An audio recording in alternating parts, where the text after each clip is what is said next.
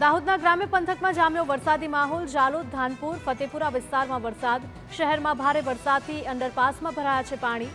હાલોદ, ગોદી road વિસ્તારના અંડરપાસમાં પાણીથી શહેરીજનો હેરાન પરેશાન। દાહોદ શહેરના અંડરપાસમાં પાણી ભરાવાના કારણે હાલાકી, લોકોના વાહનો બંધ પડતા મુશ્કેલી વેઠવાનો વારો આવ્યો। જો કે ગ્રામ્ય વિસ્તારમાં વરસાદી માહોલથી ખેડૂતોમાં ખુશી છવાઈ। પંચમહાલ જિલ્લામાં જામ્યો છે વરસાદી માહોલ। જાંબુઘોડા તાલુકામાં ખાબક્યો ધોધમાર વરસાદ।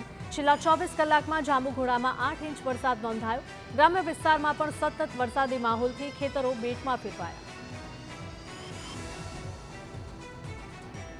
પંચમહાલના હાલોલ તાલુકામાં પણ 2.5 ઇંચ વરસાદથી પાણી તો કાલોલ અને ઘોઘંબામાં પણ 1 ઇંચ વરસાદ ખાબક્યો હતો।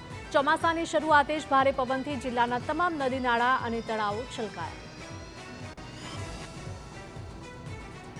દાહોદના ઉપરવાસમાં ભારે વરસાદથી નદીઓ બે કાંઠે વહી રહી છે। જૂના બારિયા ગામની પાનમ નદીમાં અચાનક પાણીનું વહેણ વધતા એક વ્યક્તિ ફસાયો।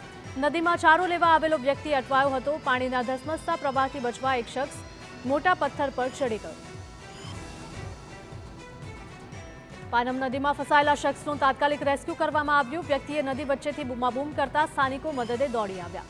બાદમાં પોલીસ અને ફાયર વિભાગની એક ટીમ દોડી આવી અને નદીમાં ફસાયેલા શખ્સનું રેસ્ક્યુ કરી જીવ બચાવ્યો। નવસારીના જમાલપુરમાં કાર કાદવમાં ફસાઈ। ડ્રેનેજની કામગીરી સમયે યોગ્ય પુરાણ ન કર્યાનો સ્થાનિકોનો આરોપ। રાજસ્થાની પરિવાર કાર ડ્રેનેજની ગટરમાં ફસાતા હેરાન થયા। કોન્ટ્રાક્ટરની બેદરકારીને લઈને સ્થાનિકોમાં રોષ ફેલાયો। છોટાઉદેપુરમાં બરોજ પ્રાથમિક શાળાની છત પડી। શુક્રવારે પડેલા ભારે વરસાદના કારણે શાળાની ઉપરની તમામ પતરા પણ ઉડી ગયા તો કેટલાક પતરા વર્ગખંડમાં પડ્યા। પ્રાથમિક શાળામાં ધોરણ 1 થી 5ના 60 જેટલા વિદ્યાર્થીઓ કરે છે અભ્યાસ। જો કે છત પડી જતા બાળકોને હવે ક્યાં બેસાડવા તેને લઈને મુશ્કેલી। જામનગરમાં વોર્ડ નંબર 1ના રસ્તા પરથી પસાર થવું કાળા પાણીની સજા સમાન બન્યું। ગટરની દુર્ગંધ મારતા પાણી વચ્ચેથી નાગરિકો પસાર થવા મજબૂર। મનપાના અધિકારીઓ પ્રજાના પ્રશ્નો સામે આંખ આડા કાન કરતા હોવાની ફરિયાદ ઉઠી।